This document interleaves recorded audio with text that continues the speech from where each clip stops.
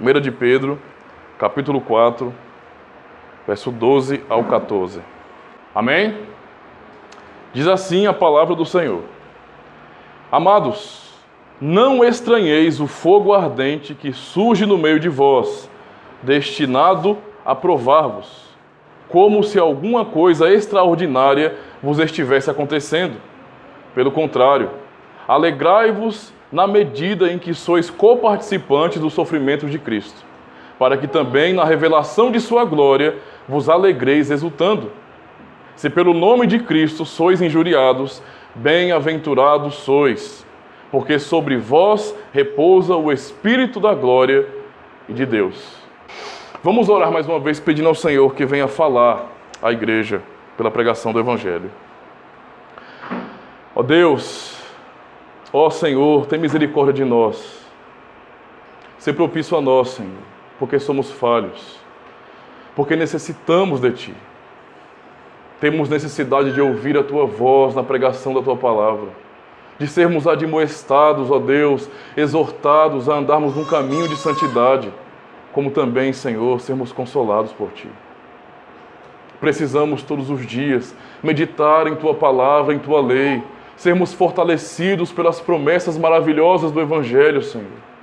E é por isso mesmo que clamamos a Ti, porque reconhecemos, Senhor, a suficiência da Tua palavra. O Senhor fala ao Teu povo por meio da Tua palavra, Senhor. Verdadeiramente fortalece as nossas vidas. É por meio da Tua palavra que o Senhor dá vida ao morto, ressuscita espiritualmente para que creia no Teu Filho, para que creia no Senhor. E é por isso, ó Deus, que pedimos, que clamamos, que mais uma vez fale a Tua igreja, fale ao coração do Teu povo, pois queremos ouvir a Tua voz, Senhor. Em nome do Senhor Jesus Cristo nós oramos. Amém. Amém. Queridos irmãos, compreender as razões do sofrimento não é uma tarefa fácil para nós. Eu sei que nós somos, e às vezes entendemos assim, que nós somos programados para resolver problemas. Se tem algum problema, se tem alguma dificuldade, nós queremos resolver logo. Mas isso não significa dizer que nós saibamos lidar muito bem com o sofrimento, não é? Nós temos um certo grau em nossa mente de sofrimentos. Quando o sofrimento não é uma coisa tão terrível, até nós temos sabedoria para suportar e até aconselhar um irmão. Mas muitas vezes somos acometidos por sofrimento terrível, não é? O que vier a acontecer em nossas vidas, ou o que já aconteceu, muitas vezes nos trouxe muitas lágrimas, muito sofrimento de fato, muita dor. E nós precisamos aprender a lidar com isso. Sofrer faz parte da vida. E o Senhor sempre tem algo a nos ensinar sobre isso, porque Ele está contemplando a nossa fraqueza. Ele não virou as costas para o seu povo. Ele não finge que as coisas não estão acontecendo. Ele nos vê, Ele nos sonda. Não é? Ele vê as nossas fraquezas, Ele vê a falsidade, a hipocrisia, o que está em nosso coração. Ele sabe se estamos de fato falando a verdade, se estamos vivendo uma vida que o honre de verdade. Ele está vendo tudo isso. E muitas vezes está vendo a nossa luta contra o pecado, a nossa luta contra a nossa própria natureza. E Ele sabe que isso dói. E isso de fato traz sofrimento. E muitas vezes, então, diante dessas situações, nós cegamos. Não são todos os cristãos que, diante de uma luta grande, simplesmente vai para os pés do Senhor e ali clama e chora. Há muitos que acabam recuando, ficando com medo, cismados, e até culpando a Deus, não é? Como se Ele não tivesse plantado aquilo também. E até agindo como se Deus não tivesse um propósito naquilo. E o Senhor quer nos ensinar a não sermos cegos diante do sofrimento. Isso de fato é algo importante para nós. Nosso Senhor Jesus Cristo, Ele não só falou em sofrimento, Ele não só anunciou o sofrimento, mas Ele viveu. Ele demonstrou o sofrimento na sua própria vida, como a descrição de Isaías 53. Ele sabe o que é padecer. Homem experimentado no trabalho. Ele sabia muito bem na pele, em sua própria alma, o que era o sofrimento humano. Não só fisicamente, mas Ele também provou das nossas angústias na própria alma. No Monte das Oliveiras, quando orava, sendo preparado ali para ser entregue aos homens, para pagar o preço do nosso pecado, ali Cristo chorava, ali Cristo clamava ao Pai: Pai, se possível for, afasta de mim esse cálice, mas seja feita a tua vontade, não a minha. A tal ponto que ele soou gotas de sangue, e ele disse: a minha alma está triste até a morte. E uma criatura dele, um anjo, desceu do céu para tentar consolá-lo. Ele sabe muito bem o que é padecer. Sabe muito bem as nossas lutas. E o Senhor, com certeza, tem algo muito profundo e importante para nos ensinar hoje sobre o sofrimento.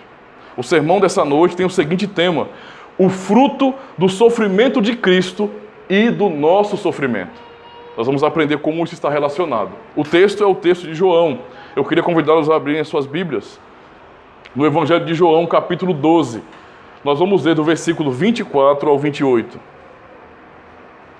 Evangelho de João, capítulo 12, verso 24 ao 28. Amém? Amém. João 12, 24 ao 28.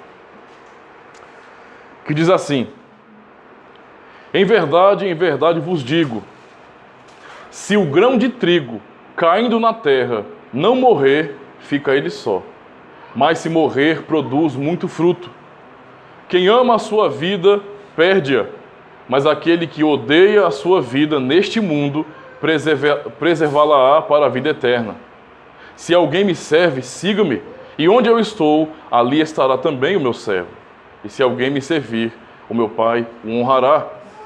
Agora está angustiada a minha alma. E que direi eu? Pai, salva-me desta hora. Mas precisamente com este propósito vim para esta hora. Pai, glorifica o teu nome. Então veio uma voz do céu: eu já o glorifiquei e ainda o glorificarei. Até aqui, meus irmãos. Esse é o texto da pregação. Na primeira parte, então, da reflexão do sermão, Jesus nos ensina sobre a necessidade de sofrer, a necessidade dele de sofrer. Diante dos seus discípulos, questionado e sendo procurado pelos gregos daquela época, gregos foram ali, falaram com Filipe, falaram com André, para falar com Jesus, porque ouviam acerca da doutrina de Cristo, e como ele, com tanto sabedoria, com tanta inteligência, refutava muitas vezes os fariseus, que arrogavam para si, não é, esse conhecimento extremo da lei, dos princípios de Deus. Os gregos amavam filosofia, eles amavam conhecimento. Para eles, ouvir alguém filosofar, expor uma doutrina era maravilhoso. Não é? Tendo visto, por exemplo, os areópagos no mundo antigo grego, onde você tinha ali um momento, um lugar específico onde as pessoas poderiam ir até aquele ambiente onde haviam vários filósofos e ali expor suas doutrinas. Paulo se aproveitou disso, não é, para também expor o evangelho. Os gregos amavam filosofia e foram até Cristo.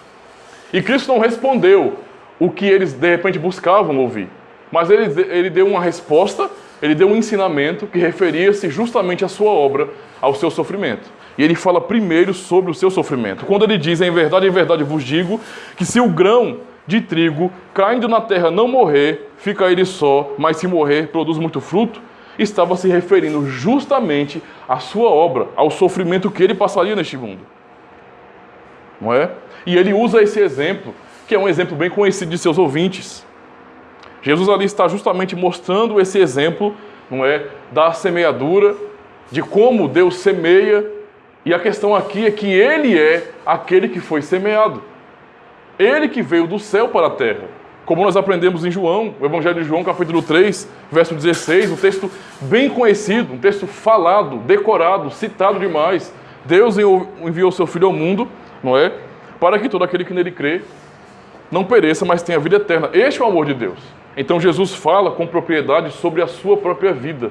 Ele veio a essa terra, tal como esse grão que é lançado na terra, que é semeado na terra. Jesus fala então sobre o processo, irmãos, de quebrantamento dessa semente, não é, do grão de trigo. Usando então a figura do trigo, porque era justamente aquilo que era mais conhecido naquele período. O que era mais usado, o que era mais comum. O uso do trigo para fazer farinha, para fazer pão e até bolos antigos, isso é velho, é muito antigo. Povos muito antigos realmente estão falando sobre isso. Não é? Na história, a arqueologia mostra isso, que eles de fato usavam isso. Então a figura do trigo era algo muito comum, principalmente na região da Mesopotâmia, não é? Aquela região ali do Oriente Médio. Era muito comum o uso do trigo. Jesus então usa algo que é de conhecimento dos seus ouvintes, de qualquer pessoa que estava ali ouvindo. E então quando ele fala sobre esse grão que cai na terra, não é? E morre, ele está falando justamente sobre a germinação desse grão. Quando nós pensamos na semente, não é? Isso é uma questão normal para o uso da semente. Não é? A semente, para que ela germine e dê fruto, ela precisa morrer. Significa dizer que ela tem uma pequena casca, não é? E essa casca protege a vida que está dentro dela. O processo de germinação da semente significa dizer que aquela pequena casca fininha, ela será rompida com o processo natural, não é? E essa casca rompida, não é, vai dar lugar à vida, à germinação, para que aquela semente cresça e dê fruto. É por isso que ele usa justamente o exemplo da semente, não é, do grão de trigo, dizendo: se o grão de trigo for lançado à terra e não morrer, ele fica só. Mas se morrer, dá muito fruto. Quando ele fala sobre o grão que pode de repente não morrer, é referindo-se à semente que quando não germina, que quando não há esse rompimento, esse quebrantamento, é uma semente que está em estado de dormência. Ela não pode produzir fruto. Para que haja vida, para que haja crescimento, fruto, é necessário que haja esse rompimento. É necessário que haja essa germinação por meio da quebra da casca dessa semente, que ele trata aqui como se fosse a morte. Se morrer, então dá muito fruto. Com isso, então, Jesus estava ensinando, irmãos, não é? Que sem a sua morte, ele é a semente lançada nessa terra. Sem a sua morte, não haveria vida. Sem a sua morte, não haveria salvação. Jamais poderíamos contar com esperança do amanhã. Jamais poderíamos ter convicção de que um dia ele voltará para buscar a sua igreja, senão por essa verdade. É a sua morte e depois a sua ressurreição, que é o fruto, que é essa vida, e nós também como frutos, que mostra justamente a sua obra perfeita de esperança para nós. Não haveria então fruto permanente para a nossa vida. O sofrimento então, que Cristo fala aqui, não é, na verdade, a morte da semente para a vida, refere-se ao sofrimento da sua própria vida. Ele está dizendo que ele precisava sofrer e que o seu sofrimento e a sua morte tinham um propósito. Houve um momento que Pedro e os demais apóstolos não quiseram aceitar isso, não é? Quando nós lemos, por exemplo, Mateus, capítulo 16, nós vemos de maneira bastante clara, em um momento Pedro sendo usado por Deus e recebendo a revelação de Deus o Pai, que Cristo era o Filho do Deus vivo, e em outro momento, já de imediato, dizendo que não aceitaria que Cristo ia morrer. Não, Senhor, isso não vai acontecer com o Senhor de jeito nenhum, não é? Ou seja, ele não quis aceitar isso, mas Cristo está dizendo de maneira bastante clara que essa morte, esse sofrimento dele tem um propósito. E esse propósito é um propósito eterno. Isso que nós desfrutamos hoje está sendo dito por Cristo aqui. Foi dito por Cristo ali para os seus discípulos. E essa verdade é uma verdade que Deus já determinou desde a eternidade. Porque quando nós olhamos, por exemplo, Apocalipse capítulo 13, verso 8, nós vemos bem assim: e adoraram-na todos os que habitam sobre a terra, esses cujos nomes não estão escritos no livro da vida do Cordeiro, que foi morto desde a fundação do mundo. Então a morte de Cristo, não é, era a manifestação dos decretos eternos de Deus. Por isso que é dito aqui que o Cordeiro foi morto antes da fundação do mundo. Então Jesus estava dizendo justamente isso. É chegada a hora. Chegou o momento, não é, do pacto, do decreto eterno do Senhor ser cumprido. O Pai elegeu, o Pai escolheu e predestinou para a vida eterna. O Filho agora, com a sua função de salvar, veio ao mundo justamente para morrer e assim por sua morte produzir vida e vida verdadeira. Vida, salvação.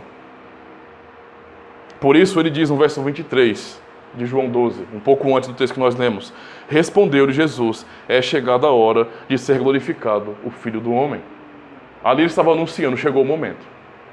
Finalmente, esse decreto de que o Cordeiro foi morto antes da fundação do mundo será cumprido, porque o Cordeiro de Deus está aqui e ele morrerá para salvar o povo de Deus. É como nós observamos, por exemplo, o texto de Isaías, quando Cristo fala do seu sofrimento e mostra propósito nisso. Nós observamos o texto de Isaías: era desprezado e o mais rejeitado entre os homens, homem de dores e que sabe o que é padecer. E como um de quem os homens escondem o rosto, era desprezado. Dele não fizemos caso. Certamente ele tomou sobre si as nossas enfermidades e as nossas dores levou sobre si. E nós o reputávamos por aflito, ferido de Deus e oprimido. Mas ele foi traspassado pelas nossas transgressões e moído pelas nossas iniquidades. O castigo que nos traz a paz estava sobre ele e pelas suas pisaduras fomos sarados. Verso 3 ao verso 5 de Isaías 53. Ou seja, o texto fala do sofrimento dele, descrevendo o sofrimento dele de maneira profética. E ao mesmo tempo fala justamente o propósito do seu sofrimento. Não é uma morte sem sentido. Não é uma morte que não tem um propósito futuro, glorioso e perfeito. mas é uma morte que visa substituir pessoas. É uma morte que visa salvar a vida de pessoas, mudar completamente, não é, o rumo da história comum da humanidade, que é caminhar dia por dia para a condenação eterna, porque somos todos pecadores contra Deus. Cristo, então, irmãos, mostra que a sua morte tem um propósito. Talvez, então, estejamos um pouco acostumados a pensar no sofrimento de Cristo. Estamos o tempo todo fazendo pregações sobre a crucificação de Cristo, o seu sofrimento, a sua humilhação. Isso é bastante comum na igreja. É o que define o cristianismo. Quando nós falamos de cristianismo, falamos de cruz, falamos de morte e ressurreição. O tempo todo isso é comum para a igreja. Porém, a pergunta para nós é: se Cristo morreu, se Cristo sofreu, se Ele carregou uma cruz para ser condenado e nos substituir, por que nós temos que sofrer também? Por que Ele mesmo diz que nós sofreríamos? Por que a resposta dele para nós é: no mundo tereis aflições? Qual a razão disso se Ele sofreu? Há muitas pessoas que ficam perturbadas com isso. Cristo levou todo o sofrimento, não é? E às vezes nega o sofrimento que está vivendo. Cristo não mente para a gente, irmãos. Ele não está nos enganando. O Evangelho não engana ninguém. Nós não estamos aqui para fingir que não está acontecendo coisas ruins na nossa vida. Acontecem e nós temos que chorar mesmo. E nós temos que clamar a Deus mesmo. Faz parte da nossa vida. Nós precisamos admitir o sofrimento. Mas a questão é, por que também temos que carregar uma cruz? Por que também temos que sofrer? E aí Jesus, ele continua do ensino, e ele vai falar justamente sobre a nossa necessidade de sofrer. Ele primeiro falou da necessidade dele de sofrer. Mostrou o propósito. Mas agora ele vai dizer que nós também precisamos sofrer. Essa é a parte que é doída. Porque às vezes olhar para o sofrimento de Cristo até constrange. Até nos faz chorar. Até nos humilha. Mas pensar que agora isso é também uma necessidade nossa. Toda a história do povo de Deus, toda a história da igreja só revela isso. O povo de Deus, amado pelo Senhor, cuidado, sustentado por Ele, sempre neste mundo passou por situações difíceis. E Ele quer mostrar para a igreja, para os seus discípulos naquele período e para nós também, que até esse sofrimento nosso não é algo sem propósito. Não é um sofrimento vazio, sem sentido. O sofrimento, então, não era necessário apenas para Ele, mas também é para todo o povo de Deus. Há um significado importante do nosso sofrimento. Não existe lágrima de cristão verdadeiro que não tenha sentido na história da redenção. Todo o nosso sofrimento aqui não é sem propósito, não é sem razão. O sofrimento do ímpio, daquele que não crê em Deus, tanto faz como tanto fez. O ímpio não crê, o ímpio não confia, ele não está nem aí para nada. Ele não tem esperança de salvação. Mas nós estamos ouvindo o tempo todo que Deus nos ama, que Ele é o nosso Pai, que Ele cuida de nós, não é, que suas promessas são fiéis, e às vezes essas verdades, não é, entram em conflito em nosso coração porque está doendo, porque estamos sofrendo. E Ele quer nos ensinar que o sofrimento do tempo presente diz respeito a toda a história da redenção, diz respeito a algo de bom para nossas vidas e glorioso. E Jesus quer justamente ensinar isso para os seus discípulos. No verso 25 ele diz: quem ama a sua vida, perde-a, mas aquele que odeia a sua vida neste mundo, preservá-la-á para a vida eterna. O Senhor está tratando aqui o sofrimento como uma coisa boa. Não parece contraditório isso? Não parece um escândalo que Jesus trata o sofrimento como uma coisa boa? Por que Ele faz isso? É só lembrar do verso 24. Se o grão de trigo cair na terra e não morrer, fica ele só, mas se morrer dá muito fruto. Então Ele justifica o sofrimento, apresentando a verdade de que, pense nessa verdade, pense nessa questão aqui. O fruto do trigo não é bom? Toda a humanidade não tem desfrutado de pão. Veja quantos benefícios, não é? Quantos alimentos nós produzimos com o trigo, por exemplo. Não é? A boa e velha pizza, precisamos de massa. Não é? Macarrão, bolo, eu vou dizer até broinha, esse tipo de coisa. Tudo isso nós fazemos, não é, com trigo. É um fruto bom, é um fruto que alimenta. Quantas pessoas não mataram a sua fome com pão? Como o povo não foi alimentado no deserto com pão, com maná que veio do céu, embora não fosse trigo, mas era uma figura do pão. Era o pão que veio do céu para mostrar Cristo, mas falava sobre pão. E antes daquele pão, no Egito, eles comiam pão como nós comemos hoje aqui. Então, essa cultura do trigo como pão é algo muito antigo. E Jesus fala justamente sobre esses benefícios, e então apresenta essa lógica para os seus discípulos. Quem ama a sua vida, perdê-la. Mas quem odeia a sua vida neste mundo, guarda lá. Preservará a sua vida para a vida eterna. Ele está mostrando que por meio do sofrimento, por meio da dor, por meio da morte, é que a vida verdadeira é preservada. Portanto, não há como fugir do sofrimento. E um cristão, mais do que qualquer outra pessoa no mundo, deve entender e glorificar a Deus por isso. Não é como nós cantamos no hino, te louvarei, não importam as circunstâncias? Se as circunstâncias importarem, então não contemos mais esse hino. Se dizemos então que não importa as circunstâncias, ainda que chorando, venhamos ao amanhecer o dia glorificar a Deus. Reconhecer que Ele faz o bem para o seu povo e os seus pensamentos são muito mais altos do que os nossos. Ele sabe daquilo que nós não sabemos. Ele determinou coisas que às vezes nós não conseguimos alcançar. Apesar disso, irmãos, é duro afirmar: quem ama a sua vida, perde-a. E a pergunta é: quem é que não ama a sua própria vida? Quem é que não quer viver? Pergunte a qualquer pessoa neste mundo, não é? Se não quer viver. Todos querem desfrutar do melhor dessa vida. Tem pessoas que até se agoniam, ficam doidas, sabe, perdem o juízo às vezes, ficam desesperadas, porque querem um estilo de vida até melhor, mais alegre, mais feliz, e não conseguem encontrar isso. Já procurou em tudo, em religiões, não é? Em tudo. Em diversão, em tudo. E nada pode suprir a sua alma. O buraco continua lá. Não é? Aquele vazio existencial terrível. Quem não ama a sua vida? Todos querem uma vida digna, uma vida feliz, uma vida alegre. Mas Jesus está dizendo que o apego a essa vida presente, não é uma coisa boa. Não é uma coisa legal. Não combina com o cristão. Oxe, e qual é o problema? Nós não fomos criados? Nós não estamos aqui?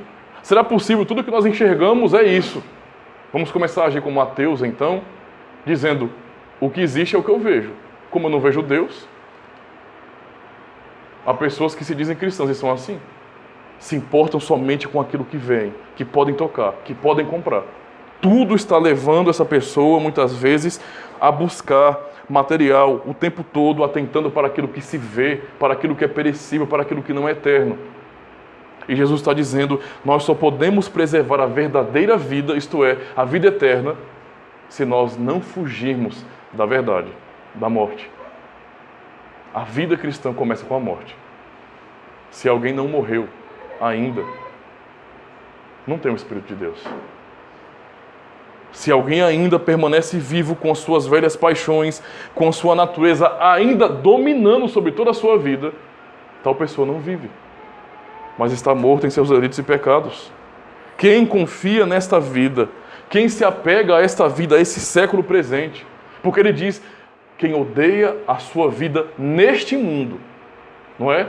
Neste mundo significa dizer essa vida com todas as nossas fraquezas, com todos os nossos pecados, com as nossas falhas contra Deus. Nós não podemos amar isso. Um cristão não pode olhar para si mesmo e dizer bem assim: a minha vida é perfeita. Nossa, está tudo bem, então é uma maravilha. Isso é mentira, irmãos. Você ainda é pecador. Há momentos que você pensa mal. Há momentos que você faz alguma coisa para Deus empurrando com a barriga, sem coração de verdade naquilo. E tudo isso mostra a sua natureza má. Como é que você pode dizer que a sua vida é perfeita? Está tudo bem demais. Não, não está. É por isso que nós somos levados à oração, por reconhecer que nós somos fracos, que nós somos pecadores. Por isso ele está dizendo: se apegar a essa vida é um erro terrível que as pessoas cometem. E se as pessoas se apegam a isso, a grande verdade é: um dia a casa cai. Um dia, aquilo que elas têm como sustento de suas vidas terminará. Toda a frustração do mundo as pessoas sentirão, elas verão quando esse mundo se desfizer diante delas. Quando não houver mais para onde correr, quando não houver mais nada neste mundo, elas perceberão que tudo que fizeram, do começo de suas vidas até o final, não valeu a pena. Foi tudo inútil. Não é? E Jesus está nos ensinando um caminho completamente ao contrário. Ele está dizendo justamente para isso. Pode parecer a coisa mais difícil do mundo, mais dura, chegar a afirmar que aquele que odeia a sua vida neste mundo é aquele que preserva a sua vida verdadeira, a vida eterna. Pode ser duro, pode ser conflitante para nós, mas não tem sentido ver de outra forma. Se somos cristãos, se amamos a Deus de verdade, então, claramente, apesar de nossas fraquezas, olharemos para o mundo e poderemos reconhecer, como nós cantamos no hino Eu Creio, Senhor: esforços da terra não é? Precário destino. Não é verdade? Todo o empenho dos homens, riqueza, o que for, não valem a bênção do reino divino. Se nós pudermos de fato reconhecer a glória do reino eterno de Deus, poderemos olhar para esse mundo e ainda que nos sintamos tentados, sejamos fracos, poderemos sempre olhar para essa promessa, para esse reino, pela fé e então nos agarrar a essa esperança. Com isso então, irmãos, Jesus está dizendo para os seus discípulos, não sou apenas eu que sofrerei, vocês também vão sofrer. O sofrimento não é só necessário para mim, não só tem propósito na minha vida, o sofrimento tem propósito na vida de vocês também. Porque a vida verdadeira se preserva pela morte, pelo sofrimento. Dizer não à nossa carne, aos manjares, é dolorido, irmãos, mas é necessário. Querem saber como o sofrimento é de fato necessário para um cristão? E é também o caminho estreito que Cristo disse, entrem por ele. Não é? A porta estreita, o caminho espinhento. Esse caminho difícil. Olhemos para a palavra de Deus. Por exemplo, 1 de João, capítulo 2, verso 15 ao 17, nós vemos bem assim. Não amem o mundo. Ouçam o que a palavra do Senhor diz. Nem o que há nele. Se alguém amar o mundo, o amor do Pai não está nele. Pois tudo o que há no mundo, a cobiça da carne, a cobiça dos olhos e a ostentação dos bens, não provém do Pai, mas do mundo. O mundo e a sua cobiça passam, mas aquele que faz a vontade de Deus permanece para sempre. Vejam o que a palavra do Senhor nos diz. O que o Senhor está dizendo aqui para nós, irmãos, como igreja. Ele está dizendo de maneira muito clara que nós não devemos amar ao mundo, nos apegar ao mundo, sermos tão apaixonados por essa vida, por esse século presente, que é um século fadado à condenação, que é um século condenado, que um dia passará, um dia o reino de Deus se estabelecerá perfeitamente e esse reino será destruído. São as profecias. É a promessa do Senhor. E ele anunciou, arrependei-vos porque é chegado o reino dos céus. Então tudo isso está envolto na vida cristã e ele está dizendo, viver assim, olhar para o mundo e reconhecer que se aquilo que o mundo produz é contra Deus, por mais que o mundo diga é bom, prove dos manjares, não é? Diremos não. Isso não será fácil. Isso será dolorido, mas esse é o caminho do cristão. Por isso ele está dizendo, nós, como cristãos, não é? Andamos em um caminho de sofrimento, e isso tem propósito. Obedecer ao Evangelho, então, assumir a cruz que ele preparou para nós, é preservar a nossa vida para a vida eterna. Não há outra forma de demonstrar fruto de arrependimento. Ou é isso ou seremos como os fariseus, que chegaram até o Jordão para que João Batista, ora, João, o profeta, eles nem acreditavam que João era profeta, eles não davam crédito para João. Não é? Mas João, o profeta, está batizando, olha a multidão que vai ao rio, vamos nós também. E João ali, cheio do Espírito Santo, diz, quem vocês pensam? Por que vocês ficam presumindo de vós mesmos que vocês são filhos de Abraão? Eu digo a vocês que até dessas pedras Deus pode suscitar filhos de Abraão. Produzam fruto digno de arrependimento. Fruto digno de arrependimento. E eles não produziam isso. Nós lemos na Escritura que a vida do cristão diz respeito à morte. Nós vemos, por exemplo, em Romanos 6, verso 11 e 13, bem assim. Assim também vós considerai-vos mortos para o pecado, mas vivos para Deus, em Cristo Jesus. Não reine, portanto, o pecado no vosso corpo mortal, de maneira que obedeçais às suas paixões, nem ofereçais cada um os membros de seu corpo ao pecado, como instrumentos de iniquidade, mas oferecei-vos a Deus como ressurretos dentre os mortos, e os vossos membros a Deus como instrumentos de justiça. Qual é o ensino de Paulo aqui? Que a vida do cristão começa na morte. Que um cristão, para dizer assim, eu sou um cristão de verdade, significa dizer que eu morri para mim mesmo. Que eu morri para o pecado. Que eu morri para o mundo. E eu vivo não para mim mesmo, mas para Deus. Se eu vivo para mim, eu não creio em Deus de verdade. Eu sou um mentiroso. Eu estou enganado. Eu não tenho esperança verdadeira. Eu estou iludido e convencido em minha cabecinha de um sistema religioso. Sou da igreja reformada, da igreja cristã de defesa da fé. E isso deve me garantir no final, né, pastor? Garante não, filho. No final, a grande realidade é, se você não crê no Evangelho, e a tua vida não produzir fruto digno de arrependimento, que mostrem que você é um filho de Deus de verdade, você não pertence a Ele. Você está apegado ao mundo e você não está preservando a vida que Deus te deu para a vida eterna. O caminho do cristão é um caminho de sofrimento. Então, irmãos, é necessário sim que nós, nesse mundo, venhamos sofrer. Não dá para fugir disso. Nós sofreremos mesmo e precisamos sofrer. O objetivo não é com o sofrimento na vida de um cristão. Essa é a grande realidade. E por que então é necessário? Por que é necessário que nós venhamos sofrer também? Porque não foi apenas necessário que Cristo sofresse, mas também nós. E a resposta direta da Escritura para nós é por causa da glória. O sofrimento tem como propósito a glória de Deus. A glória de Deus que será demonstrada na nossa própria vida. Esse é o propósito do sofrimento. Jesus então nos ensina sobre a sua glória, a glória que vem por causa do seu sofrimento, ou seja, o fruto do seu sofrimento, e sobre a glória que será manifesta em nós também. Então, primeiro ele apresentou para nós justamente a razão do seu sofrimento, a razão do nosso sofrimento, e agora o propósito, qual o fim disso, o porquê e qual será o fim de todas essas coisas, onde nós chegaremos com o sofrimento. Olhando então para Cristo, irmãos, como servo sofredor, podemos ficar até constrangidos com o seu amor, com o seu sofrimento. Mas vejamos o que acontece com ele, o que ele fez e aonde ele chegou por causa disso. Filipenses, capítulo 2, versos 5 ao 11, nós lemos bem assim. Tende em vós o mesmo sentimento que houve também em Cristo Jesus, pois ele, subsistindo em forma de Deus, não julgou como usurpação ser igual a Deus. Antes, a si mesmo se esvaziou, assumindo a forma de servo, tendo se tornado em semelhança de homens e reconhecido em figura humana. A si mesmo se humilhou, tornando-se obediente até a morte e morte de cruz. Pelo que também Deus o exaltou sobremaneira e lhe deu o nome que está acima de todo nome, para que ao nome de Jesus se dobre todo o joelho nos céus, na terra e debaixo da terra, e toda a língua confesse que Jesus Cristo é o Senhor, para a glória de Deus Pai. É traçado aqui para nós, como igreja, esse propósito do sofrimento de Cristo. Toda a sua humilhação é esvaziar-se de si mesmo, mas como Deus o Pai o exaltou. Como ele foi exaltado, não é tendo um nome acima de todo nome. Tudo isso mostra o poder do seu sofrimento, o que gerou o seu sofrimento, o fruto do seu penoso trabalho, irmãos.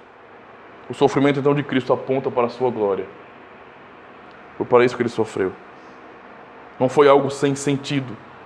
Por isso que ele disse, no começo de João 12, é chegada a hora. Glorifica o teu filho. É chegado o momento. No verso 27 nós lemos: agora está angustiada a minha alma, e que direi? Ele está dizendo a realidade da sua natureza humana. Agora a minha alma está angustiada. Veja Cristo passando por sofrimento em sua alma como nós também. Agora está angustiada a minha alma, e que direi diante disso? Não é? Pai, salva-me desta hora. Ele está dizendo, essa será a minha reação, querer fugir dessa hora, querer fugir do sofrimento. Ele sabe o que está proposto para ele, a glória que o aguarda, como ele recuperará essa glória e ascenderá em glória como um homem glorificado, irmãos. Então ele sabe muito bem a razão do sofrimento. E ele fala, mas precisamente com este propósito vim para esta hora. Pai, glorifica o teu nome. Então se ouviu uma voz do céu, eu já o glorifiquei e ainda o glorificarei. Eles ouviram essa voz. Alguns disseram aqui no texto, foi um trovão ou foi um anjo que falou, mas eles ouviram essa voz. Onde o Pai estava dizendo, eu glorifiquei e eu ainda o glorificarei. Seu trabalho não era um trabalho em vão.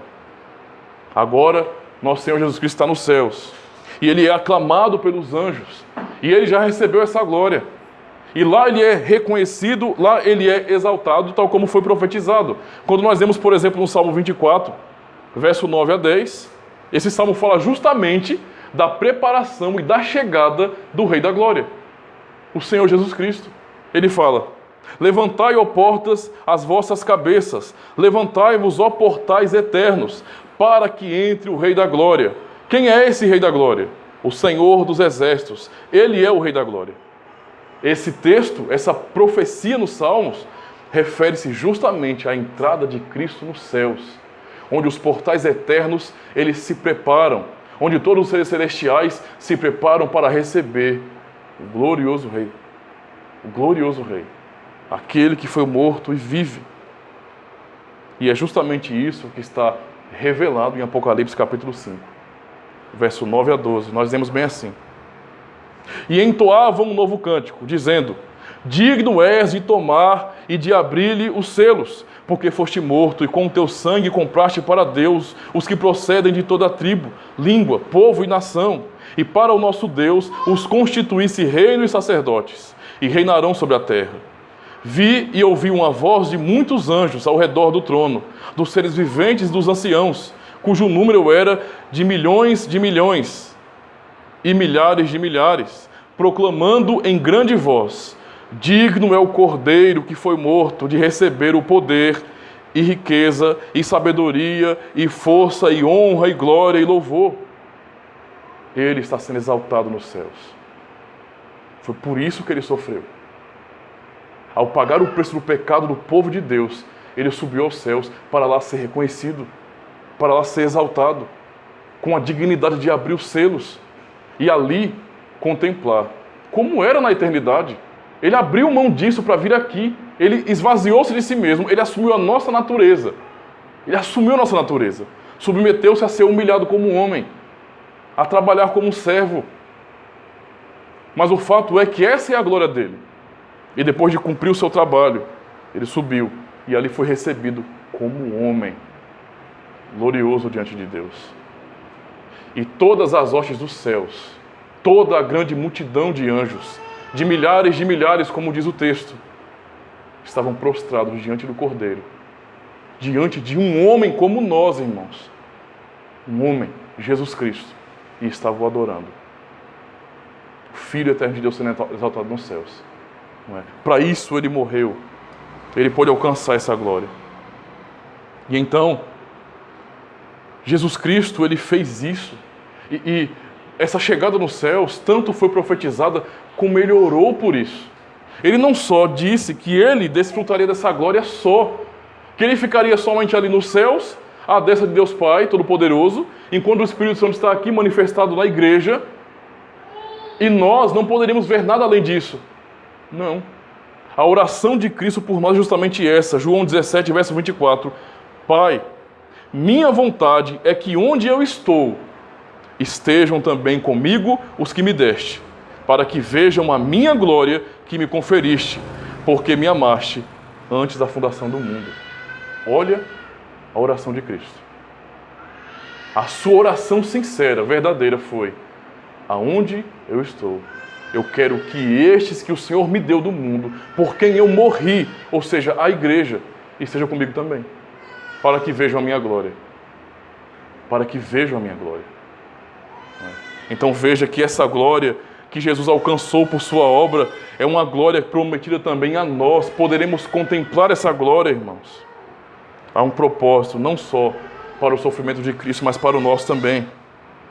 Então pensemos como os santos do Antigo Testamento, como os crentes do passado foram consolados.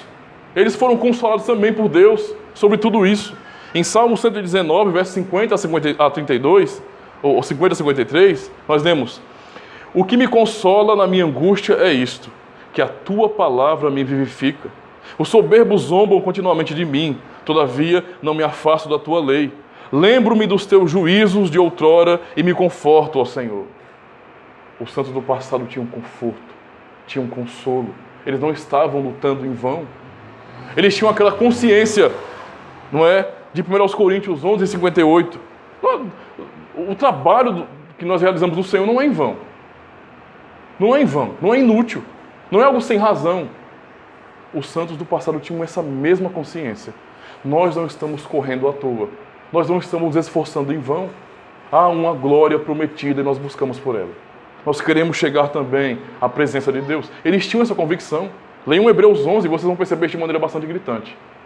Não é? Como os santos da antiga aliança amaram ao Senhor e viveram e morreram esperando uma pátria celeste. É o que o autor aos Hebreus diz no capítulo 11. Também lemos ainda no Salmo 119, verso 92 a 94.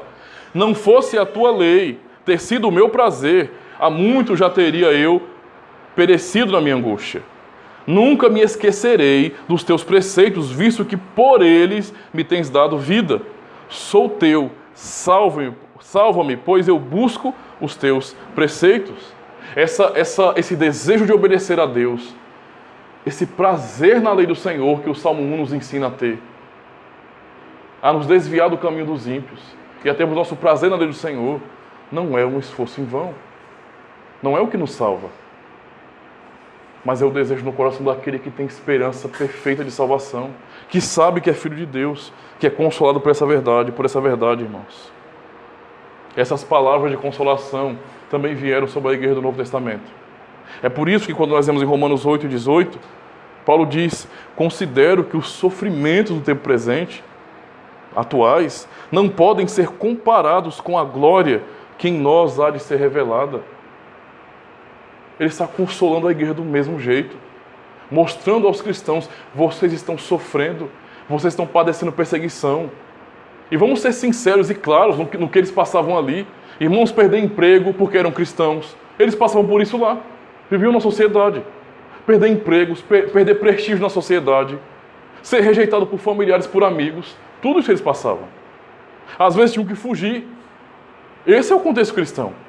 E Paulo está dizendo: os sofrimentos que nós temos hoje, no tempo presente, toda essa dor, toda a angústia e lágrimas, não podem ser comparados com a glória que em nós há de ser revelada. Estamos sofrendo, assim como Cristo, para a glória. Há uma razão gloriosa para isso.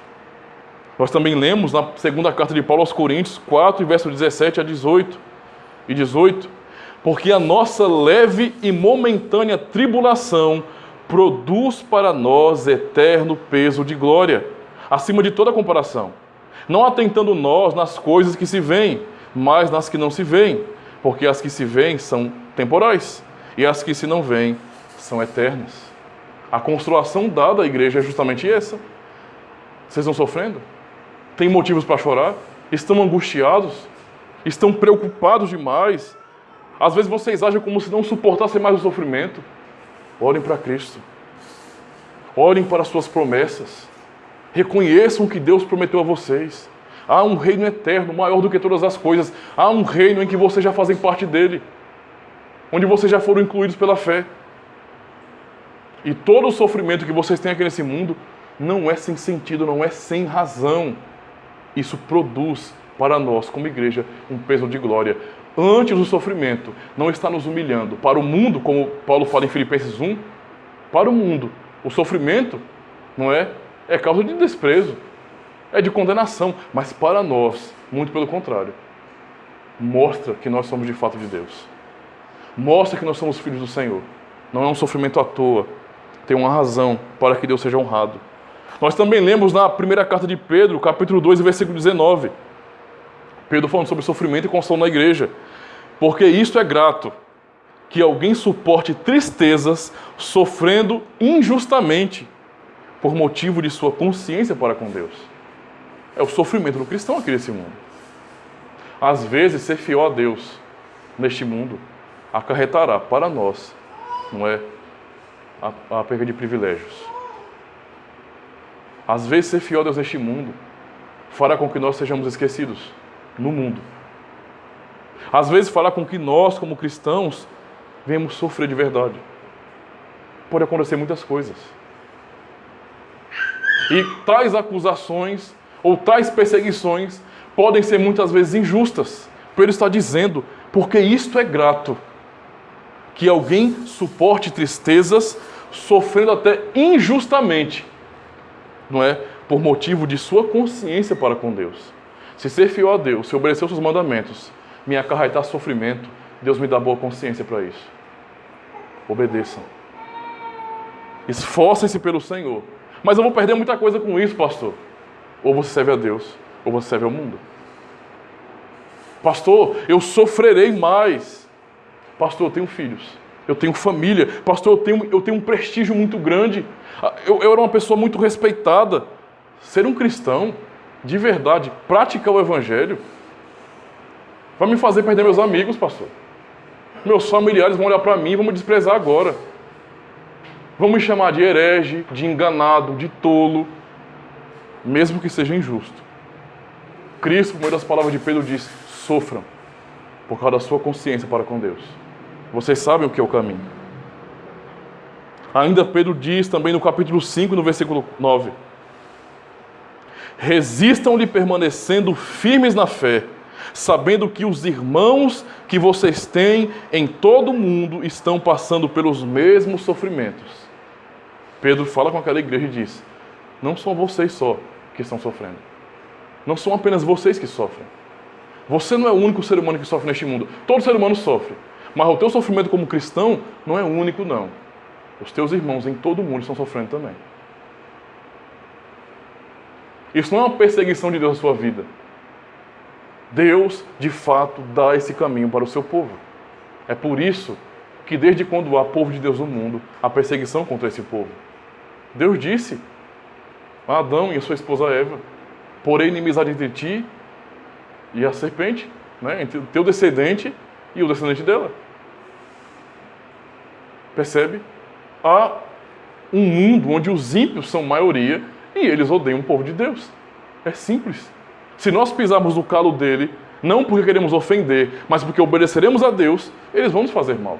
Isso é comum. E Paulo está dizendo: todos os cristãos sofrem do mesmo jeito assim. Tem algum cristão nesse mundo, irmãos? Aqui, pode ser aqui na igreja, pode ser em outra comunidade, pode ser fora do Brasil, em qualquer canto. Tem cristão que numa hora dessa está chorando, está sozinho no quarto, está gemendo por às vezes não entender essas coisas. Mas Deus está dizendo: isso de fato é propósito. Não é? Isso é revelado para nós. Por isso mesmo que no Evangelho de João 12, verso 26, ele fala: se alguém me serve, naquele mesmo contexto, se alguém me serve, siga-me. E onde eu estou, ali também estará o meu servo. E se alguém me servir, o meu Pai o honrará. Não é? É como Jesus com a multidão e pessoas dizendo: mestre, te seguirei onde quer que fores. E ele respondeu o que para essas pessoas? As raposas têm covis, as aves dos céus têm os seus ninhos, mas o Filho do Homem não tem onde reclinar na cabeça. Quando você quer seguir a Cristo, você segue, você não fica falando. Você segue. Ele diz: aonde eu estou, ali estará o meu servo. Servir a Cristo não é dizer, é ter a atitude de ir lá e servir. O que tu queres, Senhor? Como que minha vida deve ser para te honrar? É isso que eu vou fazer. E é isso que ele está dizendo aqui. Os sofrimentos sobre nós, então, são para a glória, irmãos. Nós vemos isso em Romanos 8 e 17. Não, pastor, eu quero a bênção. Eu não vejo a hora de chegar no céu logo. Eu não vejo a hora de Cristo voltar, inaugurar novo céu e nova terra, um mundo perfeito de paz, onde nós poderemos desfrutar de toda a glória possível. Poderemos ver a majestade do Senhor. Não é? Eu não vejo a hora disso. Aí você pergunta para a pessoa: sim, mas você quer passar pelo caminho que ele passou também? Porque não há atalho. Se ele andou assim, se ele sofreu e carregou a cruz, isso é para você também. Como servo do Senhor, você deve imitá-lo. Viver como ele viveu. Simples assim. Isso é fácil? Não. É simples de entender? É fácil de aceitar? De forma nenhuma. Nós somos fracos. Mas esse é o caminho que Deus deu para nós. E ele vai dizer bem assim: ora, se somos filhos, somos também herdeiros. A parte do herdeiro é muito boa, né? Ah, claro, eu quero ser herdeiro. Herdeiro de um reino eterno. Isso é uma maravilha. Mas ele fala: herdeiros de Cristo e co-herdeiros, herdeiro de Deus e co-herdeiros com Cristo. Se com ele sofremos, também com ele seremos glorificados. Observamos que ele foi exaltado acima dos céus. Recebeu um nome sobre todo nome. A palavra do Senhor nos ensina que se nós sofremos com ele seremos glorificados. Não há atalho. Ou nós, como cristãos, abraçamos a verdade de que nossa vida neste mundo é uma vida de renúncia, de tomar cruz mesmo, de negar a nossa própria natureza, lutar contra nós mesmos, ou nós não desfrutaremos dessa glória. Essa glória prometida é para aqueles que também se submetem à cruz. Quando ele diz: carregue a sua cruz, tome a sua cruz e siga-me, ele está dizendo: você tem que sofrer. E carregar a sua cruz tem um propósito. Você não vai carregar a cruz para a feira para vender. É para carregar a cruz para o Gólgota e morrer. A vida do cristão é isso. Você toma a sua cruz, sabendo que você vai morrer nela. Essa é a vida do cristão. E é justamente por essa morte que a verdadeira vida vem. É por essa humilhação e morte que a glória vem. Esse é o caminho que Deus nos deu. Por isso, irmãos, entendendo essa verdade, no momento de sofrimento, nós podemos fazer como o salmista, reconhecer os nossos pecados e clamar a Deus, como o Salmo, por exemplo, 25, verso 16 a 18. O salmista ora com sinceridade: volta-te para mim e tem misericórdia de mim, pois estou aflito e só. As angústias do meu coração se multiplicaram. Liberta-me da minha aflição. Olha para a minha tribulação e o meu sofrimento e perdoa todos os meus pecados. Saber disso não significa que vai ficar mais fácil. Mas Deus nos dá um consolo maravilhoso de saber, irmãos, que nós podemos clamar ao Senhor de todo o nosso coração, com toda a nossa sinceridade, que Ele nos ouve. Temos que ser sinceros como salmista.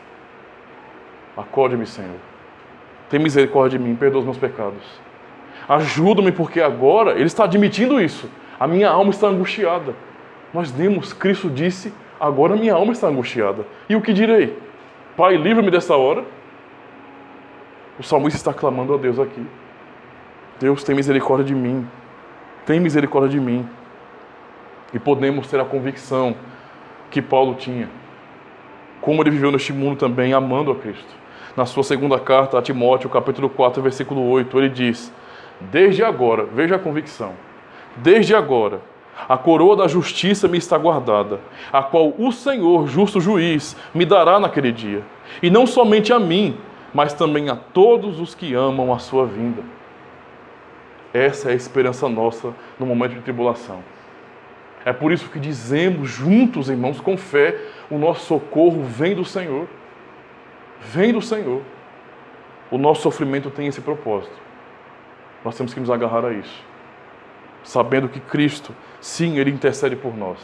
Sabendo que, de fato, há uma coroa reservada, não só para Paulo, como ele diz, não só para aqueles que no passado deram suas vidas pelo Evangelho, mas para todos aqueles que amam a vinda do Senhor.